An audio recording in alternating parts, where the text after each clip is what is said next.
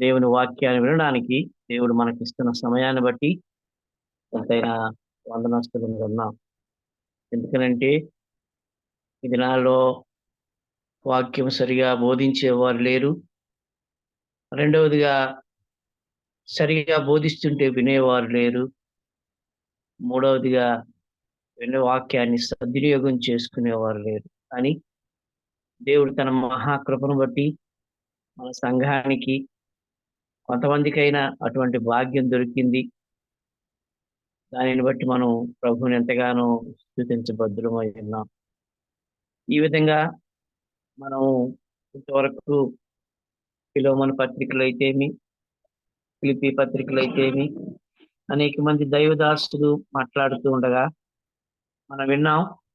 వాటితో పాటుగా మనం ఆయా సమయాల్లో దేవుడు సమయం ఇచ్చిన కొలది మాట్లాడుతూ ఉండగా మనం ఆ మాటలు ఆలకిస్తూ ఉన్నాం. వాటిలో ఉన్నటువంటి ఆత్మ సంబంధమైనటువంటి విషయాలు గ్రహించి నడుచుకోవాలని ప్రభు పక్షంగా మనం మనవి చేస్తూ ఉన్నాం. మనం ఈ దినం గిద్యోను గురించి వినకముందు లేఖన భాగాలు మనం చదువుకున్నాం. ఈ దినం పోర్షన్ కొంచెం పెద్దదే. అయినప్పటికీ కూడా ఎవరైనా సహాయం చేసినట్లయితే బాగుంటాది. వెంగళరెడ్డి బ్రదరు చదవమని నేను మనవి చేస్తున్నాను. న్యాయాధిపతుల గ్రంథం 6వ అధ్యాయం 17వ వచనం నుంచి 32వ వచనం వరకు చదివితే దాన్ని ఎవరెవరు బైబిల్ ఉన్నాయో ఆ బైబిల్‌లో వాళ్ళ సొంత భాషలో ఈ భాగాన్ని చూసుకోవాలని మనవి చేస్తూ ఉన్నాను.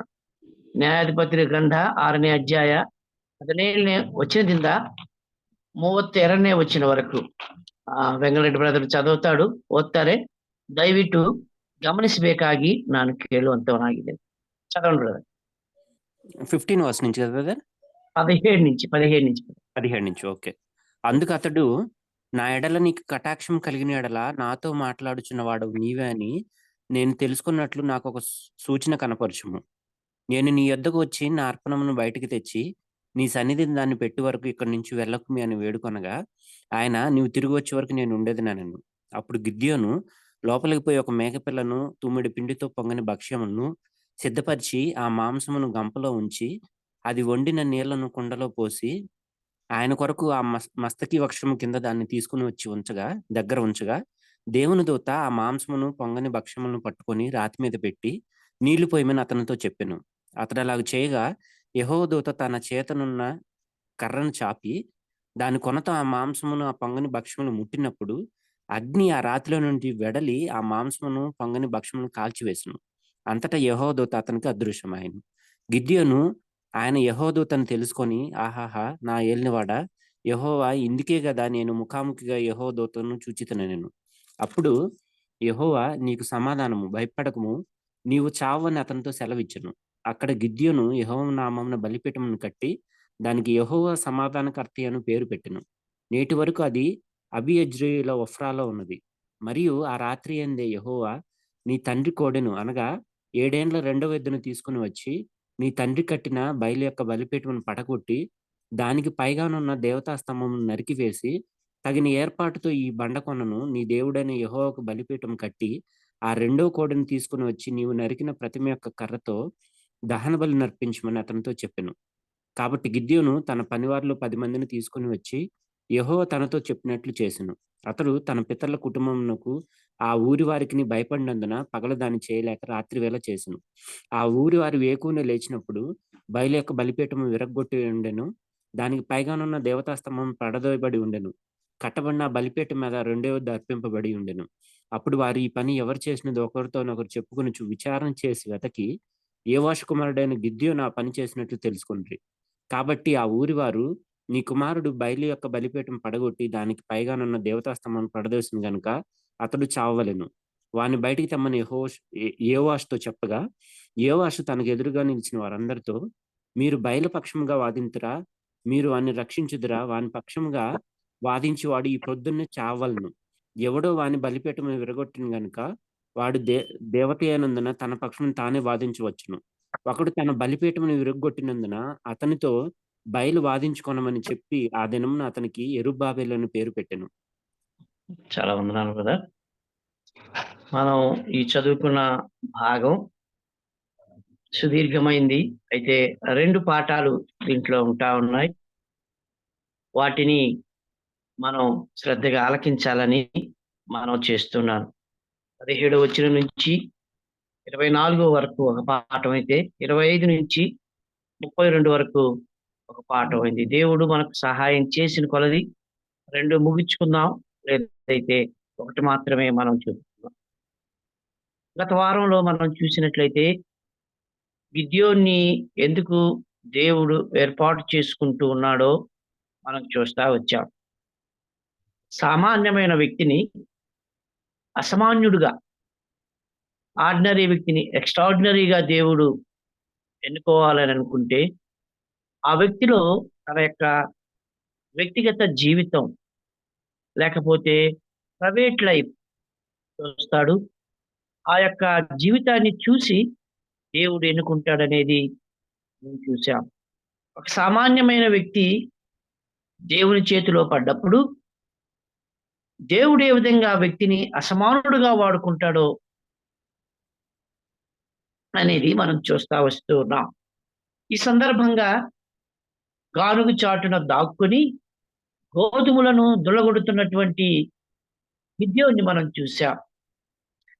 దానితో పాటుగా దేవుడు ఏ విధంగా మాట్లాడుతూ వచ్చాడో అనేది యెహోవా దూతను గురించి మనం చూస్తా వచ్చాం. అప్పుడు మనం దాన్ని చూస్తూ రెండవ పాఠంగా గోధుమలకు యవలకు ఉన్నటువంటి వ్యత్యాసాన్ని మనం చూసాం. గోధుమలు బాగా ఐశ్వర్యవంతులు తినేది, యవలు రొట్టెలు పేదవారు లేకపోతే వాళ్ళు చాలా బలహీనంగా ఉన్న వారు తినే పట్టాని మనం చూస్తా వచ్చాం. ఆ సందర్భంలో రెండిటి వ్యత్యాసం చూస్తూ గోధుమలు ఎంత శ్రేష్టమైనవో, ఏ విధంగా దేవుడు శ్రేష్టమైన వాడుగా ఉంటున్నాడో, మన ప్రభు అయిన యేసుక్రీస్తు గోధుమ గింజగా ఆయన తను తాను ప్రాణం పెట్టడం ద్వారా విస్తారంగా ఫలించడానికి అదొక్క గింజ గోధుమలో పడి చచ్చిన యెడల ఏ విధంగా విస్తారంగా ఫలిస్తాదో అనే విషయాన్ని మనం చూస్తా వచ్చాం. అలాగే దానికి రెఫరెన్స్‌గా కూడా మనం చూసాం. కొరింథీయులకు రాసిన 2వ పత్రిక 8వ అధ్యాయం 9వ వచనం ప్రకారం యవలము లేకపోతే దరిద్రులైన మనల్ని ధనవంతులుగా చేయడానికి యేసుక్రీస్తు ఆయన ధనవంతుడయుండియు దరిద్రుడైన మన కొరకు ఆయన దరిద్రుడయ్యాడు. మనం మన దారిద్ర్యత నుండి మనల్ని ఐశ్వర్యవంతులుగా చేయడానికి ఆయన గోధుమ గింజగా ఈ లోకంలో చనిపోయాడని మనం చూసాం. యవల పంటల గురించి చూస్తూ రూతు యొక్క జీవితంలో ఏ విధంగా యవల కాలంలో మోయాబు దేశం నుంచి తన అత్తతో కూడా కలిసి బెత్లెహేమునకు చేరిందో చూసాం. బెత్లెహేములో ఉన్నటువంటి ఆమె బోయజు యొక్క పొలంలో యవల పంట, గోధుమల పంట కోసేంత వరకు ఉందని చూసాం. అదే సమయంలో యవల పంట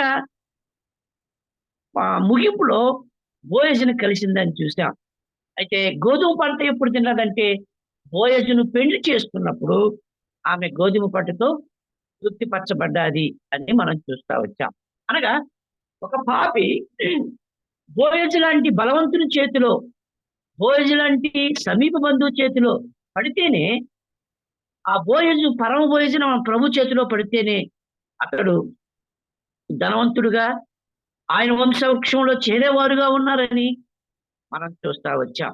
అయితే ఒక్క పాఠం యవల గురించి, యవల రొట్టెల గురించి నేను మర్చిపోయాను. ఒక అర్థం మన మధ్యలో కొత్త నిబంధనలో ఒకటి చూసి మనం చదువుకున్న భాగంలోకి వెళ్దాం. యోహాను సువార్త 6వ అధ్యాయంలో దయతో నాతో కూడా చెప్పండి. దయతో ఎవరైనా చదవండి. యోహాను సువార్త 6వ అధ్యాయం 9వ వచనం ఎవరైనా చదువుతారా? ఇక్కడ ఉన్న ఒక చిన్నయాని వద్ద 5 యవల రొట్టెలు 2 చిన్న చేపలు ఉన్నవి గాని ఇవి ఇంతమందికి ఏమాత్రమని ఆయనతో అనగా. చాలు. ఇక్కడ మనం చూస్తున్నాం శిష్యుల్లో ఒకడైనటువంటి పేతురు సహోదరుడు అయినటువంటి ఆంద్రియ వచ్చి చెప్తూ ఉన్నాడు ప్రభుతో, అయ్యా కొన్ని వేల మంది ఉన్నారు ఇక్కడ, ఇలాగ ఒక చిన్నవాడున్నాడు. ఆ చిన్నవాడు ఎవల రొట్టెలు 5 ఎవల రొట్టెలున్నాయి, 2 చేపలున్నాయి. ఇన్ని వేల మందికి ఎలాగా సాధ్యం పెట్టడానికి అని అంటూ ఉన్నాడు. ఆ సమయంలో అట్లయితే తీసుకురండి అని ప్రభువు చెప్పాడు. వారిని కూర్చోబెట్టమన్నాడు. అంత మాత్రమే కాకుండా వారిని క్రమంగా కూర్చోమని చెప్పి 5,000 మంది పురుషులు ఉన్నారని 10వ వచనంలో మనకు కనబడతా ఉంది. యేసు ప్రభు చేతిలోకి ఎప్పుడైతే ఆ రొట్టెలు వెళ్ళాయో, ఆ చేపలు వెళ్ళాయో, 5,000 మంది పురుషులు, స్త్రీలు, పిల్లలు కాకుండా, ఒకవేళ ఒక ఇంటికి ఒక కుమారుడు, ఒక తల్లి వచ్చినట్లయితే 5 ఇంటూ 3 మనం చూసినట్లయితే 15,000 మంది, 5,000 మంది అని కాకుండా 15,000 మంది భుజించి ఉండొచ్చు. అంటే ప్రభు చేతిలోకి సామాన్యమైన పేదవాని రొట్టు ఆయన చేతిలోకి ఎప్పుడు వెళ్తాదో అది ఆశీర్వదింపబడతాది.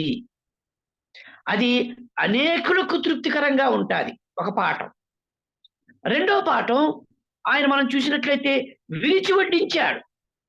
ఆ వడ్డించినప్పుడు వారికి ఇష్టమైనట్లుగా తృప్తిగా తిన్నారనే మాటను చూస్తున్నాం.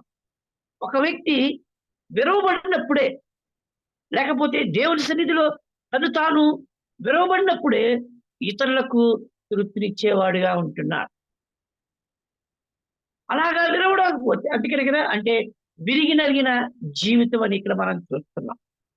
మన జీవితాలు ప్రభు సన్నిధిలో తగ్గించుకోకపోతే, అదే కదా విరిగి నలిగిన హృదయం ఆయనకి ఇష్టమైందని మనం యెషయా గ్రంథంలో కూడా చదువుతున్నాం. అంత మాత్రమే కాదు, విరిగి నలిగిన వారికి ఆయన ఆసన్నుడు అని కీర్తనలో గ్రంథంలో కూడా మనం చదువుతూ ఉన్నాం.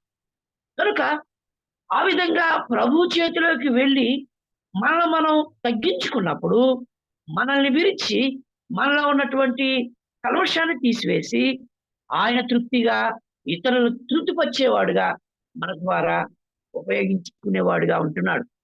4వ పాఠం ఏంటంటే, ఇక్కడ ఆయన చెప్తూ ఉన్నాడు 12వ వచనంలోనే, యోహాను సువార్త 6వ అధ్యాయం 12వ వచనంలో, వారు తృప్తిగా తినిన తరువాత ఏమీయూ నష్టపడకుండా ముక్కలు పోగు చేయమని తన శిష్యులతో చెప్పారు. దేవుడు ఎంత కృపామయుడో చూడండి. ఆ యవల రొట్టెలు ముక్కలుగా ఏమి కొంచెం కూడా ఇరక్కుండా పాడైపోయినటువంటి వాటిని పోగు చేయమంటున్నాడు. అనగా ఆయన పోగు చేర్చేవాడు, సమకూర్చేవాడు.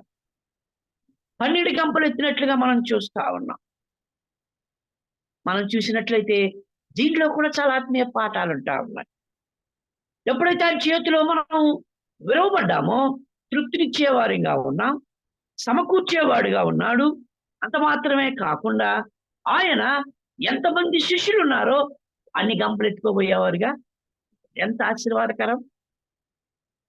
ఒక చిన్న పిల్లవాడు తల్లిదండ్రులు ఏమి చూసి కదా, చిన్న బిడ్డ వాడికి ఆకలి అవుతుంది, అనేక దినాలుగా ఉండాల్సి వస్తుందేమో అని వాడికి ఇచ్చి పెట్టారు. కానీ వాడు ఆ తృప్తిపరచలేడు, కానీ ఆ కుటుంబం తృప్తిపరచలేదు. కానీ ఎప్పుడైతే ప్రభు చేతిలోకి అవి వెళ్ళాయో, ప్రభు చేతిలోకి అవి వెళ్ళి దేవుని చేత ఆశీర్వదింపబడ్డాయో, అవి అన్ని వేల మందికి ఆశీర్వాదకరంగా ఉన్నాయని మనం ఇది యవల యొక్క రొట్టెల గురించి చివరి పాఠం అయి ఉంటుంది. కనుక దీనిలో మనం నేర్చుకోవాల్సిన పాఠం ఏంటంటే, మనం ప్రభు చేతిలో ఉండాలి. గిద్యోనులాగా మనం కూడా ఆయన చెప్పిన మాటలు విన్నప్పుడు దేవుడు బహుగా ఆశీర్వదించేవాడిగా ఉన్నాడు. నాకేమని, ఇదిగో మనం చూస్తా ఉన్నాం, యాకోబు పరిగెత్తు ఉన్నాడు, యెహోవా దగ్గర ఒక్కడైపోయాడు. అయితే ఎప్పుడైతే ఇదిగో దేవుని చేత కొట్టబడ్డాడో అప్పుడు ఇజ్రాయేలుగా మార్చబడ్డాడు. యాకోబు అయితే మోసగాడు, కానీ ఎప్పుడైతే దేవుని చేత కొట్టబడి పేరు మార్చబడ్డాడో ఇదిగో రారాజుగా అయినట్లుగా మనం చూస్తాం. ఇశ్రాయేలుగా మార్చబడ్డాడు. సమాధానానికి, శాంతికి నిలయమైనటువంటి ఇజ్రాయెల్ దేశంగా తీర్చిదిద్దడానికి అతడు మనం చూసినట్లయితే అనుకూలపరచబడ్డాడు, రాకుమారుడుగా చేయబడ్డాడని మనం యాకోబుని గురించి నేర్చుకుంటున్నాం. కనుక ప్రియులారా, ఇక్కడ యవనులు, రొట్టెలు ఎన్నిక లేనైనప్పటికీ ఒక యవన రొట్టె వెళ్ళి గుడారాన్నే పడగొట్టినట్లుగా మనం చూస్తా ఉన్నాం 7వ అధ్యాయంలో. ఆ యవన రొట్టె దొర్లుకుంటా వెళ్ళింది. అయితే మిద్యానీయుల గుడారం మీదుగా పోతూ ఉండగా తలకిందులైందంట. ఇది సాధ్యం కాదు. మానవుని దృష్టిలో అది అతీతం. కానీ దేవుని దృష్టిలో అది సాధ్యం అని మనం చూస్తున్నాం. ఏ విధంగా చిన్న పాలు రొట్టెలు అవి వాడికే చాలు తినేదానికి, ఇంత వేల మందికి ఎక్కడ పెట్టగలవని ఆంధ్రయ్య అని ఉండొచ్చు. అయితే వాటిని నా చేతులకు తీసుకురానండి, నేను వాటిని చేసి చూపుతాను అని అన్నాడు. వారి సందేహం ఇంకా తీర్చబడ్డానికి 12 గంపల నిండా యవన రొట్టెలు ఎత్తినట్లుగా మనం చూస్తున్నాం. అట్లయితే నువ్వు నేను దేవుని చేతిలో ఉన్నామా? ఇతరులను తృప్తిపరిచే వారంగా మనం ఉంటున్నామా? దేవుని చేతిలో ఉన్నప్పుడు అనేకులకు మనం ఆశీర్వాదకరంగా అవుతాం. అనేకులకి మనం ఆశీర్వాదకరంగా ఉండడం మాత్రమే కాదు, దేవుని దృష్టిలో మనం ఎన్నిక చేయబడిన వారంగా ఉంటున్నామని నేర్చుకుంటూ ఉన్నాం. కనుక ఇది యవన రొట్టెలో ఉన్నటువంటి చివరి ఆత్మీయ పాఠమై ఉంటాము. సరే ప్రియులారా, మనము తిరిగి మన చదువుకున్న భాగంలోనికి వద్దాం. ఇంకా గిద్యోన్ని దేవుడు బలపరచాలని ఆశపడుతూ ఉన్నాడు. 17వ వచనం నుంచి 24వ వచనం వరకు మనం 21వ వచనం వరకు 24వ వచనం వరకు మనం చూసినట్లయితే ఒక సూచన అడుగుతున్నాడు గిద్యోను. అక్కడ దేవుడు యొక్క యెహోవా దూత కనపడ్డాడు. పరాక్రమంలో బలాఢ్యుడా అన్నాడు. అంత మాత్రమే కాదు, గిద్యోను అడిగిన ప్రశ్నకు సమాధానం తీరుస్తూ ఉన్నాడు. మేము ఒకవేళ నువ్వు నన్ను బలాఢ్యుడు అంటున్నావు, అట్లయితే మా పరిస్థితి ఇట్లాగే మేము మిద్యానీయులకి దాసులంగా ఎందుకు ఉండాల్సి వచ్చింది? ఇన్ని సంవత్సరాలు మేము దాసత్వంలో ఉంటున్నాం, మాకు తినేదానికి ఆహారం లేదు. మేము మా వాళ్ళందరూ కూడా కొండ గుహల్లో దాక్కుని ఉన్నారు అన్నప్పుడు, ఇదిగో అన్ని లక్షల మంది మిడతల వల్లే ఉన్న వారిని ఒకే వ్యక్తిగా నీ ఎదుట ఉంచి నీ ద్వారా నేను విజయం ఇస్తానని దేవుడు ఆయన యెహోవా దూతగా వచ్చి మాట్లాడుతూ ఉన్నాడు. అయినప్పటికీ కూడా ఇంకా గిద్యోను ఒక సూచన అడుగుతున్నాడు. అయ్యా, అట్లయితే ఒక్క నిమిషం ఆగు, నా దగ్గర ఉన్నాయి నీ దగ్గరికి తీసుకొస్తాను, వాటి ద్వారా నువ్వు బయలుపరచబడు అని అంటూ ఉన్నట్లుగా ఈ చదువుకున్న భాగంలో మనం చూస్తా ఉన్నాం. ఏంటది అనంటే, చూడండి, గిద్యోను తన వ్యక్తిగత జీవితంలో దేవునితో సంధించే సమయంలో, ఆ అనుభవంలో అతడు పరిపక్వత పొందిన తర్వాతనే అతడు బహిరంగంగా బయలుపరచబడబోతూ ఉన్నాడు. దేవునితో, యెహోవా దూతతో ఇంకా అతడు వ్యక్తిగతంగా అనేక సందేహాలకు నివృత్తి చేసుకుంటున్నాడు. అనేకమైనటువంటి సమస్యలకు ఉత్తరం పొందేవాడిగా ఉంటూ ఉన్నాడు. అయితే ఇంకొకటి ఏంటంటే, అతడు గోధుమలు మాత్రమే కాదు ప్రియులారా దాచింది. ఇక్కడేమన్నాడు? మేకపిల్ల ఉంది కదా, ఆ మాటలు మనం చూసినప్పుడు ఇదిగో గిద్యోను 19వ వచనంలో, అప్పుడు గిద్యోను లోపలికి పోయి ఒక మేకపిల్ల ఉంది, తూముడు పిండితో పొంగని భక్ష్యాలు చేస్తూ ఉన్నాడు. చూడండి, ఆ పై భాగంలో మనం చదివినప్పుడు ఎవరికి ఆహారం లేక ఊర్లు వదిలి వెళ్ళిపోయారు. అయితే గిద్యోను దగ్గర ఏముంది? మేకపిల్లుంది, పిండుంది అనే మాటలు మనం చూస్తున్నాం. చూడండి, తనకివ్వబడినటువంటి స్వాస్యము లేకపోతే ఆహారము, తనకివ్వబడిన జంతువులు ఏ విధంగా సంరక్షించి గిద్యోను భద్రం చేసి ఉన్నాడు. గనుక ఆ మేకపిల్లని తీసుకున్నాడు, వధించాడు, తర్వాత ఉడికిచ్చాడు. ఒకటి. రెండోది, పిండి తీసుకున్నాడు, వాటితో పొంగల్ రొట్టెలు చేశాడు, భక్ష్యాలు చేశాడు. ఈ మేకపిల్లను ఉడికించినటువంటి నీళ్లు కూడా కుండలో పెట్టాడు. ఈ మాటలు మనం గమనించాలి ప్రియులారా. 3 పదార్థాలు ఉన్నాయి. ఒకటొచ్చేసి వండిన మాంసం ఉంది. రెండోది పొంగని భక్ష్యాలున్నాయి. ఆ మాంసం ఉడికించిన నీళ్లు కూడా ఒక కుండలో పెట్టాడు. ఈ మాంసమును, భక్ష్యమును ఒక గంపలో పెట్టాడు. దీనిలో చాలా ఆత్మీయ పాఠాలుంటున్నాయి ప్రియులారా. మనం చూసినట్లయితే ఇదిగో ఆ యొక్క మాంసము మనం చూసినట్లయితే అది దహన బలికి సాదృశ్యంగా కనబడతా ఉంది. భక్ష్యాన్ని మనం చూసినట్లయితే అది సమాధాన బలికి సాదృశ్యంగా కనబడతా ఉంది. ఇదిగో వండిన నీళ్లు మనం చూసినట్లయితే పానార్పణంగా డ్రింకింగ్ ఆఫరింగ్ అంటారు దాన్ని. పానార్పణంగా దేవుని సన్నిధిలో పోయడానికి అది.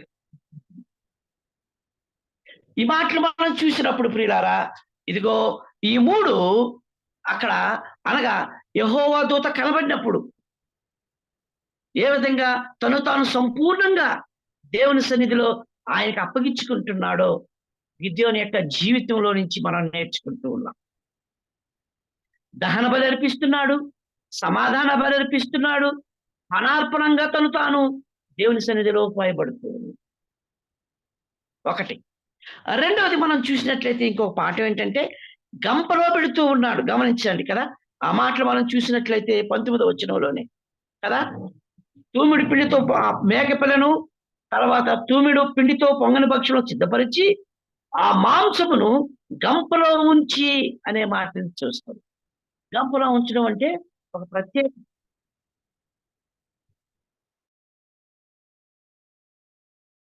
ఉంచుకోవడం అనే మాటలు చూస్తున్నాం. దీనికి మనకు అనుకూలంగా మనము నిర్గమకాండం 29వ అధ్యాయంలో మనం చూసినట్లయితే నిర్గమకాండం 29వ అధ్యాయం 3వ వచనంలో అక్కడ గంపలో పెట్టడాన్ని మనం చూస్తా ఉన్నాం. ఎప్పుడు సందర్భం ఏమిటంటే ఇదిగో అహరోను కుమారులు దేవునికి ప్రతిష్ఠించేటప్పుడు వారు ఏ విధంగా అక్కడ చేస్తూ ఉన్నారో మనం చూస్తున్నాం. నిర్గమకాండం 29వ అధ్యాయం 3వ వచనంలో గోధుమ పిండితో వాటిని చేసి, లేకపోతే 2వ వచనం నుంచి చూద్దాం. ఒక కోడెదూడను, కళంకముల 2 పొట్టేళ్లను, పొంగని రొట్టెను, పొంగని వై నూనెతో కలిపిన భక్ష్యములను, పొంగని వై నూనెతో పూసిన పలచినప్పుడప్పుడు తీసుకొని గోధుమ పిండితో వాటిని చేసి ఒక గంపలో వాటిని పెట్టి ఆ గంపను, ఆ కోడెను, ఆ 2 పొట్టేళ్లను తీసుకురావాలి అనే మాటను మనం చూస్తున్నాం. అనగా యాజకులను ప్రతిష్ఠించేటప్పుడు జరిగేటువంటి ప్రక్రియ ఇక్కడ మనం చూస్తున్నాం. అనగా దేవుని కొరకు ప్రతిష్ఠించేటప్పుడు వారు ప్రతిష్ఠింపబడక ముందు చేయాల్సినటువంటి పని. అట్లయితే ఇక్కడ మనం చూస్తూ ఉన్నాం, ఈ యొక్క గిద్యోను దేవుని కొరకు ప్రత్యేకింపబడుతూ ఉన్నాడు. ప్రతిష్ఠించుకోవడానికి ఇవన్నీ అతనికి తెలియకుండానే చేస్తున్నట్లుగా మనం చూస్తాం. ఇవన్నీ యెహోవా దూత చూస్తా ఉన్నాడు. యెహోవా దూత కనిపెడుతూ ఉన్నాడు. అట్లయితే ఈ వ్యక్తి నా పని కొరకు ఇతడు సరిపోయిన వాడు అని అతని యొక్క అర్పణను అంగీకరించినట్లుగా మనం చూస్తా ఉన్నాం. అందుకని ఎప్పుడైతే గిద్యోనవి తెచ్చి అక్కడ పెట్టాడో అప్పుడు యెహోవా దూత చెప్తుంది, అట్లా కాదు, నీవు ఏం చేయాలంటే ఇదిగో 20వ వచనం చెప్తుంది, ఆ పొంగన భక్షణం తీసుకొని ఆ మాంసం తీసుకొని రాయి మీద పెట్టు, దాని మీద ఇదిగో ఉడికించి నీళ్లు పోయమని చెప్తూ ఉన్నాడు. ఎప్పుడైతే పోసాడో యెహోవా దూత చేతిలో ఉన్న కర్ర చేత దాన్ని ముట్టగానే ఇదిగో రాతిలో నుంచి అగ్ని వచ్చి వాటిని దహించి ఆ యొక్క అర్పణను అనగా గిద్యోను అర్పించినటువంటి అర్పణను అంగీకరించినట్లుగా మనం చూస్తా ఉన్నాం కదా ప్రియులారా. ఇదిగో దాని ద్వారా గిద్యోను దేవుడు వాడుకునేటువంటి పనికి సిద్ధపరుస్తూ ఉన్నాడు. దాని ద్వారా దేవుడు అప్పగించే పనిని ఇతడు చేయగలడని దాన్ని రుజువు చేస్తూ ఉన్నాడు కదా. ఇవన్నీ కూడా ఎవ్వరికి కనబడటం లేదు. అది వ్యక్తిగతమైనటువంటి అనుభవంగా ఉంటా ఉంది. దేవుని చేత ఒక వ్యక్తి బహిరంగంగా అంగీకరింపబడాలంటే అతడు వ్యక్తిగతంగా దేవునితో సహవాసం కలిగి ఉండాలి. ఒక వ్యక్తి బహిరంగంగా రాకముందు దేవుని చేత అతడు వ్యక్తిగతంగా ఆయన ఆమోదముద్ర పొంది ఉండాలి. మోషే కానివ్వండి, యోసేపు కానివ్వండి, సమూయేలు కానివ్వండి, దావీదు కానివ్వండి, వీరందరూ కూడా ఈ విధంగా తర్ఫీదు పొందిన వారే. ఈ విధంగా దేవుని దృష్టిలో బహిరంగంగా వారు పరిచర్యకు, తన పని కొరకు అప్పగింపబడక ముందు వారు ఇటువంటి అనుభవం కలిగి ఉన్నారని మనం చూస్తాం. అంత మాత్రమే కాదు ప్రియులారా, ఇక్కడ దేవుని యొక్క దూత, ఇదిగో మన ప్రభువైన యేసుక్రీస్తు అని చూసాం.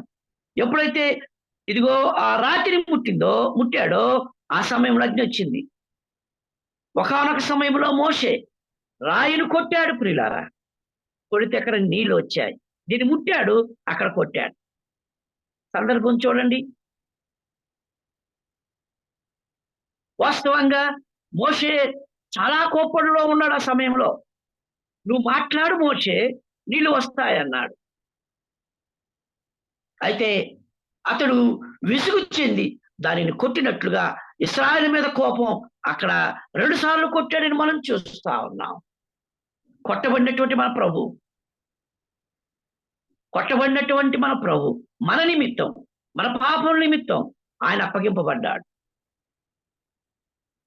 ఇక్కడైతే ఇదిగో ఆ ప్రభువే ముట్టగానే అగ్ని దానిలో నుంచి వచ్చి దహించినట్లుగా మనం చూస్తాము. కనుక ఈ సిరీస్ అంతా కూడా మనం చూసినప్పుడు, ఈ వచనాలన్నీ, ఈ లేఖన భాగం మనం చూసినప్పుడు మన ప్రభు మనల్ని అంగీకరించాలి అంటే మన వ్యక్తిగత జీవితం ప్రభుతో ఎటువంటి అనుభవంలో మనం ఉన్నామో అనేది తెలుసుకోవాలి. ముఖాముఖిగా ప్రభు మనల్ని సంధించి ఉండాలి అనేది ఇక్కడ మనం నేర్చుకునేటువంటి పాఠం. అందుకనే గిద్యోను అంటున్నాడు, నేను ముఖాముఖిగా దేవుని చూశాను కదా, ఆ మాట అంటున్నాడు కదా. ఇదిగోని తెలుసుకొని 22వ వచనంలో గిద్యోను ఆయన యెహోవా దూతని తెలుసుకొని, ఆహా నా ఏలిన వాడా, యెహోవా ఇందుకే కదా నేను ముఖాముఖి యెహోవా. ఆ దినాల్లో మనం చూసినట్లయితే దేవుని చూసి బ్రతికే వాళ్ళు చాలా తక్కువ. దేవుని చూసి బ్రతకడం అసాధ్యం కదా. ఈ మాటలు మన జ్ఞాపకానికి వస్తూ ఉన్నాయి. అందుకని 70 మంది సీనాయి కొండ మీదకి 10 ఆజ్ఞలు తీసుకోరాకముందు దేవుడు రమ్మన్నాడు.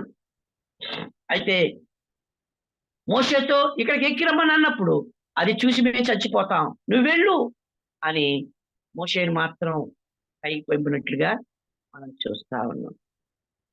అట్లయితే ఇక్కడ యెహోవా దూత గిద్యోను కనపడే చనిపోయేటట్లయితే ఆ విధంగా చేసేవాడు కాదు. అందుకని అతనికి మరలా బలపరచడానికి ఆ దూతకు ఆ యెహోవా దూత మాట చెప్తున్నాడు. అప్పుడు యెహోవా చెప్తున్నాడు, నీకు సమాధానం, భయపడొద్దు, నీవు చావు అని అతనికి ఉత్తరం ఇచ్చాను. ఏ రాయి మీదైతే యెహోవా దూత కనపడి తన యొక్క అర్పణను అంగీకరించాడో అక్కడ ఒక బలిపీఠం కట్టి ఆ బలిపీఠం యెహోవా షమ్మా, లేకపోతే యెహోవా సమాధానకర్త అని దానికి పేరు పెట్టినట్లుగా మనం చూస్తా ఉన్నాం. యెహోవా షమ్మా అంటే యెహోవా సమాధానకర్త, ప్రిన్స్ ఆఫ్ పీస్. ఇదిగో ప్రిన్స్ ఆఫ్ పీస్ ఎవరు? మన ప్రభు అయిన యేసుక్రీస్తే. యెషయా గ్రంథం 9:6 వచ్చిన ప్రకారం మనకు ఒక శిశువు పుట్టెను, కుమారుడు అనుగ్రహింపబడును, ఆయన మనం చూసిన బలవంతుడైన దేవుడు, సమాధానకర్త, ఆయన భుజం మీద రాజ్యభారం ఉండును. ఇవన్నీ మన ప్రభు అయిన యేసుక్రీస్తు యొక్క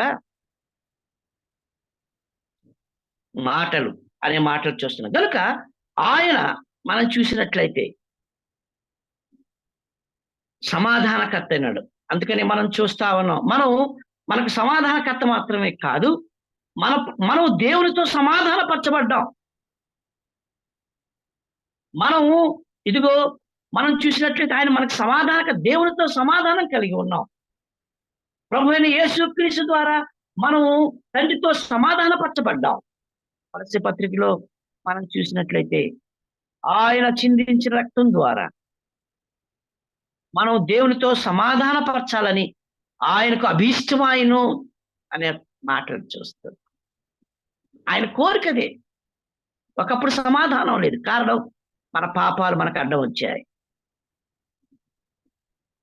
గనుక ప్రియులారా, ఇదిగో ఎంత శ్రేష్టమైనటువంటి అనుభవం గిద్యోనులో దాగి ఉంది. అంత మాత్రమే కాదు, ఒక వ్యక్తిని బహిరంగంగా బయలుపరచబడక ముందు దేవునితో సమాధానం కలిగి ఉండాలి. యేసు ప్రభువు కూడా శిష్యులకి సేవకు పంపించేటప్పుడు నా సమాధానం మీకు ఇస్తున్నానని యోహాను సువార్తలో చెప్పాడు. అంత మాత్రమే కాదు, నా సమాధానం మీతో కూడా ఎల్లప్పుడూ ఉంటుందని చెప్పాడు. యోహాను సువార్త 20వ అధ్యాయం 21వ వచనంలో మనం చూసినట్లయితే ఒక మాట రాయబడ్డది. చూడండి ప్రియులారా, యోహాను సువార్త 20వ అధ్యాయం 21వ వచనం. అప్పుడు యేసు మరలా మీకు సమాధానం కలుగును గాక అని చెప్తున్నాడు. తండ్రి నన్ను పంపిన ప్రకారం నేను మిమ్మల్ని పంపుచున్నానని వారితో చెప్పినట్లుగా మనం చూస్తా ఉన్నాం. కనుక ఈ మాటలు జ్ఞాపకం చేస్తున్నప్పుడు తండ్రితో మనం సమాధానపరచబడినప్పుడే ఆయన పనిలో మనం ఉండగలం. అందుకని ఇంకొక మాటగా మనం చూసినట్లయితే హెబ్రీ గ్రంథకర్త ఒక మాట చెప్తూ 13వ అధ్యాయంలో ఒక మాట కనబడతా ఉంది. 13వ అధ్యాయం 20, 21 వచనాలు కలిసి ఉన్నాయి. అయితే చూడండి, అక్కడ మనం చూస్తూ గొర్రెల గొప్ప కాపరైన యేసు మన ప్రభువును నిత్యమైన నిబంధన సంబంధమగు రక్తమును బట్టి మృతుల్లో నుండి లేపిన సమాధానకర్తయగు దేవుడు. ఈ మాట మీరు అండర్లైన్ చేస్తారు. యేసు క్రీస్తు ద్వారా తన దృష్టికి అనుకూలమైన దాన్ని మనలో జరిగించుచు ప్రతి మంచి విషయంలో తన చిత్త ప్రకారం చేయుటకు మిమ్మును పరచునుగాక అనే మాటలు ఇక్కడ మనం చూస్తా ఉన్నాం కదా. ఇక్కడ మనం చూసినట్లయితే ఇదిగో ఏ విధంగా దేవుడు మనల్ని ఆయన సిద్ధపరుస్తూ ఉన్నాడో మనం చూస్తా ఉన్నాం కదా. ఆయన మనల్ని ప్రతి మంచి విషయంలో తన చిత్త ప్రకారం చేయడానికి మనల్ని సిద్ధపరుస్తూ ఉన్నాడు. దానికి కారణం మృతుల్లో నుండి లేచినటువంటి సమాధానకర్తయగు దేవుడు, అనగా మన ప్రభు అయిన యేసు క్రీస్తు మృతుల్లో నుండి లేచినటువంటి దేవుడు, మరణాన్ని జయించినటువంటి దేవుడు, తండ్రితో సమాధానపరిచినటువంటి దేవుడు మనం జ్ఞాపకానికి తీసుకొస్తూ ఉన్నాడు. కనుక ఒక వ్యక్తి బహిరంగంగా కనబడాలి అంటే, దేవుని పనికి ముందుకు వచ్చి చేయాలి అంటే అతడు వ్యక్తిగతంగా దేవునితో సమాధానపరచబడి ఉండాలి. దేవుని సమాధానతలో ఉండాలి అనే మాటలు ఇక్కడ మనం చూస్తా ఉన్నాం. కనుక ఇదిగో పౌలు గురించి మనం చూసినప్పుడు నేను అరేబియా ఎడారిలో ఉంటిని అని అంటా ఉన్నాడు. గలతీ పత్రికలో రాదు. బహిరంగ సువార్త రాకముందు ఆయన అన్ని సంవత్సరాలు అక్కడ ఉన్నాడు కదా. మనం చూసినట్లయితే దావీదు విషయంలో కూడా గొల్యాతును చంపక ముందు ఏ విధంగా అతడు పోరాటంలో ఉన్నాడో మనం చూస్తూ ఉన్నాం. సింహంతో, అలాగే ఎలుగుబంటితో ఏ విధంగా యుద్ధం చేశాడో అలాగే మనం చూస్తా ఉన్నాం. మోషే విషయంలో కూడా మిద్యాను అరణ్యంలో వేపుతూ తన మందను మేపుతూ ఏ విధంగా సిద్ధపాటు దేవుడితో ఉన్నాడో మనం చూస్తాం. ఇవన్నీ కూడా తర్ఫీదు కేంద్రాలు అని మనం చూస్తాం. యేసేపు యొక్క జీవితంలో చెరసాల్లో ఉన్నప్పుడు దేవుడు ఏ విధంగా అతనికి తర్ఫీదు ఇచ్చాడో కీర్తన గ్రంథంలో మనకు రాయబడి ఉంది. సమూయేలు యొక్క జీవితంలో షిలోహులో ఉన్నాడు. మందిరంలో దేవుని వాక్యాన్ని అతడు ఏ విధంగా సిద్ధపరుస్తూ ఉన్నాడో అనేది ఏలీ ఉన్నప్పుడు మనం చూస్తా ఉన్నాం. ఇవన్నీ కూడా మనకు జ్ఞాపకానికి వచ్చే పాఠాలై ఉంటున్నాయి.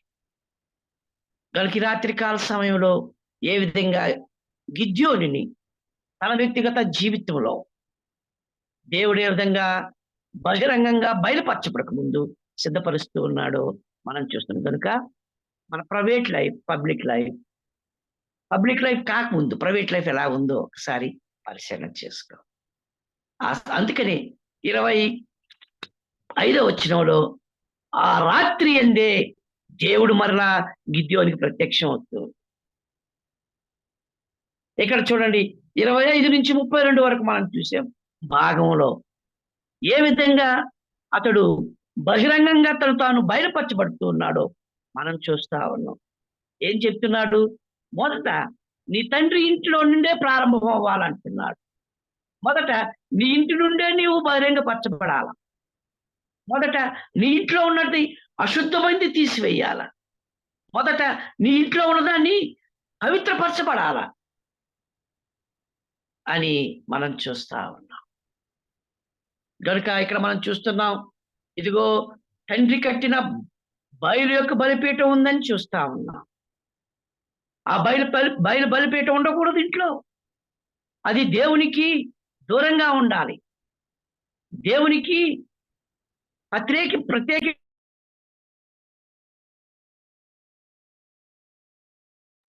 నీవు శుభ్రపరచుకో అని దేవుడు మనం గిద్యోనికి చెప్పినట్లుగా చూస్తా ఉన్నాం. కనుక ఈ విషయాలు మనం జ్ఞాపకం చేసుకున్నప్పుడు తన యొక్క ముందు మనం చూసినట్లయితే దేవుడు తన వ్యక్తిగత జీవితాన్ని అంగీకరించాడు.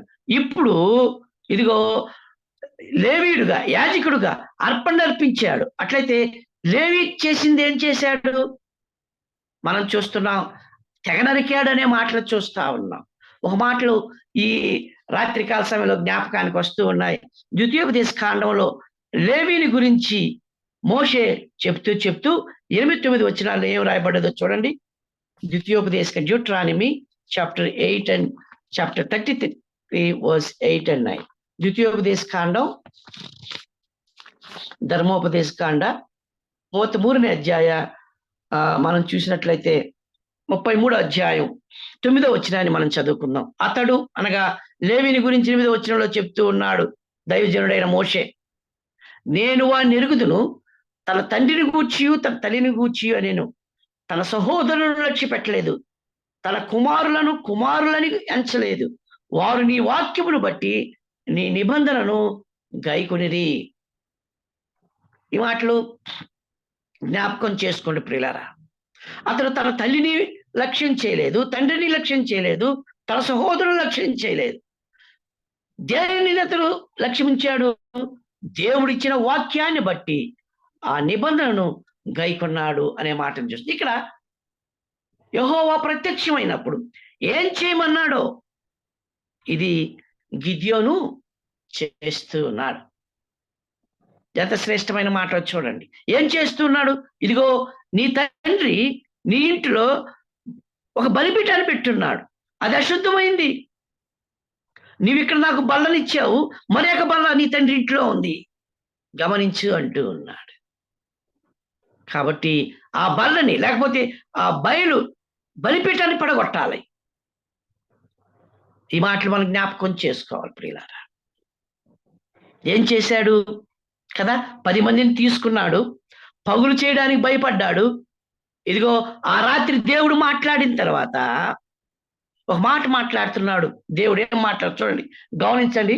25వ వచనంలో, మరియు ఆ రాత్రి ఏంది, యెహోవా నీ తండ్రి కోడెను అనగా 7 ఏండ్ల 2వ ఎద్దుని తీసుకుని వచ్చి నీ తండ్రి కట్టిన బయలు యొక్క బలిపీఠమును పడగొట్టి దానికి పైగానున్న దేవతా స్తంభమును నరికివేసి తగిన ఏర్పాటుతో ఆ బండకొనను నీ దేవుడైన యెహోవాకు బలిపీఠం కట్టి ఆ 2వ కోడను తీసుకుని వచ్చి ఆ నరికిన ప్రతిమ యొక్క కర్రతో దహన బలి అర్పించమని అతనితో చెప్పారు కదా.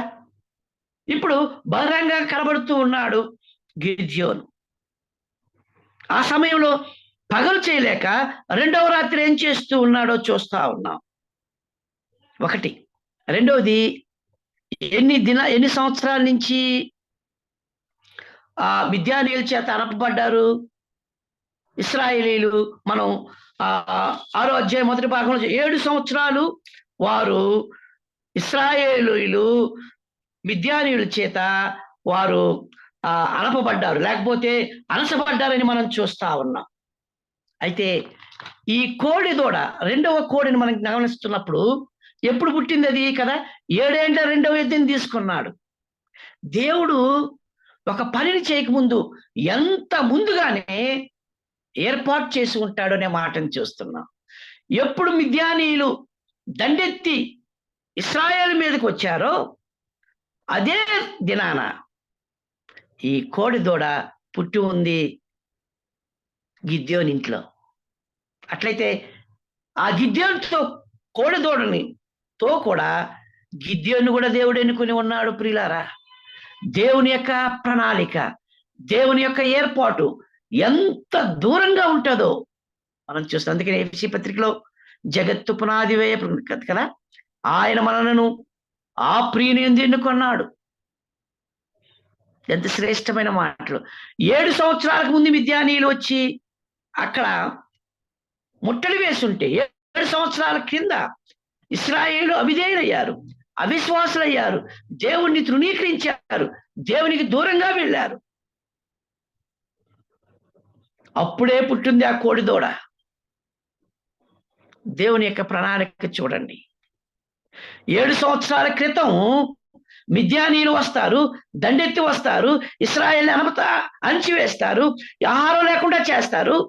అట్లయితే గిద్యోని ఇంట్లో ఉన్న కోడి దూడని తీసుకెళ్ళలేదు, గిద్యోని ఇంట్లో ఉన్నటువంటి మేకపిల్లని తీసుకెళ్ళలేదు, గిద్యోని ఇంట్లో ఉన్నటువంటి గోధుమలని తీసుకెళ్ళలేదు, యోవాషు ఇంట్లో ఉన్నటువంటి అవన్నీ కూడా ఎందుకు దోచుకుని వెళ్ళలేదు.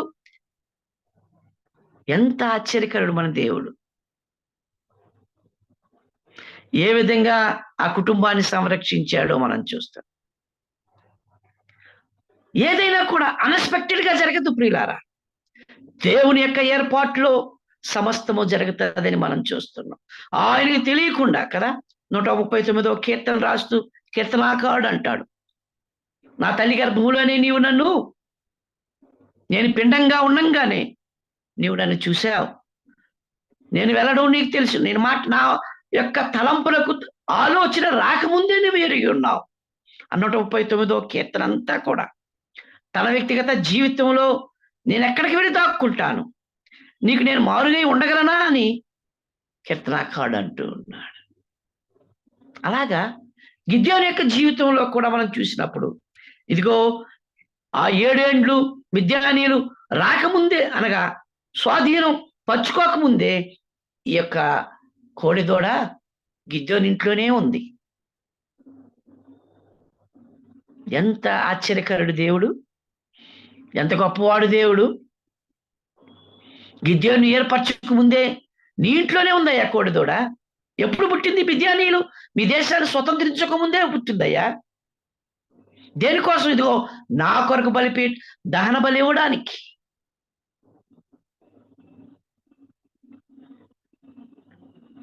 ఎంత గొప్ప దేవుడు. వీఆర్ నాట్ అన్ఎక్స్పెక్టెడ్ పీపుల్, అనగా హఠాత్తుగా వచ్చిన మనుషులం కాదు మనం. దేవుని నిర్ణయంలో, దేవుని సంకల్పంలో, దేవుని యొక్క ఉద్దేశంలో ఉన్నటువంటి వారు. అందుచేతనే మనల్ని ఆయన రక్షించుకున్నాడు. తన ప్రియకుమారుని మన కొరకు బలియాగం చేశాడు. కాబట్టి ఈ మాటలు చదువుతున్నప్పుడు మనకెంత సంతోషం వేస్తుంది. ఈ మాటలు మనం చదువుతుండే ఎంత ఆశ్చర్యం వేస్తుంది. అందుకని ఆయన పేరు ఆశ్చర్యకరుడు. గనుక ప్రియులారా, ఈ మాటలు మనం చూసినప్పుడు ఆ 7 సంవత్సరాలకు ముందే ఆ కోడిదూడ గిద్యోని ఇంట్లో పుట్టి ఉంది. ఆ తర్వాత మనం చదువుతున్న భాగం అంతా కూడా ఇదిగో బయలుదేవతల ఆ బలిపీఠాన్ని పడగొట్టాడు. తర్వాత దాన్ని ధ్వంసం చేసి ఆ కొనకి తీసుకెళ్ళి ఇదిగో బలిపీఠం కట్టి, వేరొక బలిపీఠం కట్టి కదా, ఆ మాటలు మనం చూస్తూ ఉన్నాం. ఆ తర్వాత దహన బలి అర్పించాడు ఆ కోడి దూడని. ఇదంతా కూడా రాత్రి వేళ జరిగింది. వేకువనే లేచినప్పుడు ఇదిగో ఆ ఊరి వారందరూ ఒక్కటైపోయి యోవాషు ఇంటి మీదకి వచ్చాడు. ఎవరు చేశారు ఈ పని? బలిపీఠాన్ని ఎవరు పడగొట్టారు? వాడు చావాల్సిందే అని అంటున్నప్పుడు ఇదిగో అతని తండ్రి అతనికి సహాయకుడిగా ఉన్నాడు. మీరు చెప్పేది బాగానే ఉందయ్యా, ఇది చేసింది నా కొడుకని యోవాషు ఒప్పుకుంటున్నాడు. అట్లయితే ఏదైతే అతను పడగొట్టాడో మీరందరూ నా కొడుకు మీదకి వాదించడానికి వచ్చారు కదా! ఆ యొక్క దేవత ఎందుకు వాదించలేదు నా కొడుకుతో పడగొడుతుంటే? అది సజీవమైందైతే, అది నిజమైన దేవుడైతే ఎందుకు నా కొడుకుతో వాదించలేదు? మీరందరూ వచ్చి వాదించడానికి వచ్చున్నారే. అది జీవము గల దేవుడికి, జీవము లేని దేవుడికి తేడా. జీవము గల దేవుడైతే మాట్లాడతాడు. నిర్జీవమైనటువంటి దేవుడు ఏం మాట్లాడగలడు? ఏం వాదించగలడు? ఏం చేయగలడు? ఏం చేయలేడు ప్రియులారా. గనుక యోవాషు తరపును తన కుమారుని తరపునటువంటి దేవుడు సజీవమైన దేవుడు గనుక, మాట్లాడే దేవుడు గనుక, చేయమన్నాడు గనుక తన కుమారుడు చేశాడు. దాంట్లో తప్పే ఉంది. ఒకవేళ మీరు ఎంతమంది వచ్చారు కదా వాదించడానికి, ఇదిగో ఆ బలిపీఠం పడగొట్టినటువంటి ఆ దేవుడు ఎందుకు వాదించకూడదు అని చెప్పేసి తన కుమారునికి మరొక పేరు పెడుతున్నాడు, యెరుబ్బయలు. గిద్యోనన్నా యెరుబ్బయలన్నా పర్యాయం. 2 పేర్లున్నాయి గిద్యోనికి. యెరుబ్బయలు అంటే వాదించువాడు. ఈ విధంగా 2వ పేరు గిద్యోనికి వచ్చినట్లుగా మనం చూస్తున్నాం. గనుక ఇక్కడ మనం చూసినట్లయితే ఇదిగో దేవుని పనికి ఏర్పరచబడ్డటువంటి గిద్యోను ఆ పని మీదనే ఉండాలి. కాబట్టి తన ఇంట్లో బహిరంగంగా బయలుపరచబడాలి. అలాగే కొత్త నిబంధనలో మనకు ఒక పాట ఉంటా ఉంది. దేవునితో సహవాసం చేసేటువంటప్పుడు, దేవుని బలలో పాలు పొందులొచ్చేటప్పుడు వేరే బలలో మనము పాలు పొందలేము అనే మాటలు చూస్తున్నాం. ఈ మాటలు సహాయకరంగా మనం చూసినటువంటి తర్వాత చదువుకోండి. కొరింథీయులకు రాసిన మొదటి పత్రిక 10వ అధ్యాయంలో 3 రకాలైన బలలున్నాయి. ఒక బల్ల ఇశ్రాయేలు బల్ల ఉంది. రెండవది అన్యజనుల బల్ల, అది దెయ్యాల బల్ల. మూడోది మన ప్రభువు బల్ల.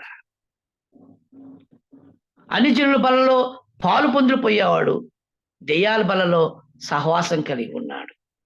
ఇశ్రాయేలు బల్ల ధర్మశాస్త్రం కింద ఉంది, అది లేదు ఇప్పుడు. కానీ ప్రభు బలలో పాలు పొందేవాడు దెయ్యాల బలలో పాలు. అందుకని అక్కడ ప్రశ్నిస్తూ ఉన్నాడు కొరింథీయుల్ని, మరలా నిజమైన బల దగ్గరకు తీసుకొస్తూ ఉన్నాడు. అలాగే గిద్యోను ఏ విధంగా ఇశ్రాయేలీయుల్ని దేవుని వైపు మరలుస్తూ ఉన్నాడో బహిరంగంగా, మనం కూడా దీంట్లో ఆత్మీయ పాఠం ఉంది. మనం ఏ బలలో మనం చేయి వేస్తూ ఉన్నాం? ప్రభు బలలో పై వేసేటప్పుడు ఇదిగో ఇంకొక బల ఉంది అక్కడ బయట, ఆ బలలో చేయి వేస్తున్నామా? వేయలేం ప్రియులారా. అందుకని గిద్యోనుతో మాట్లాడేటువంటి మాటలు మనతో కూడా ప్రభువు మాట్లాడుతూ ఉన్నాడు. వ్యక్తిగతమైనటువంటి అనుభవం కలిగి ఉండాలి. రెండవది బహిరంగమైన సాక్ష్యం కలిగి ఉండాలి. ఈ 2 పాఠాలు ఈ రాత్రికాల సమయంలో మనం గిద్యోను యొక్క జీవితాల నుంచి మనం నేర్చుకుంటున్నాం. కనుక ఈ పాఠాలు దేవుడు మనకు మేలు కలుగునట్లు ఆశీర్వదించినని నేను కోరుకొంచు మీ అందరికీ వందనాలు తెలియజేస్తూ ఈ రాత్రికాల సమయంలో నేను ముగిస్తూ ఉన్నాను.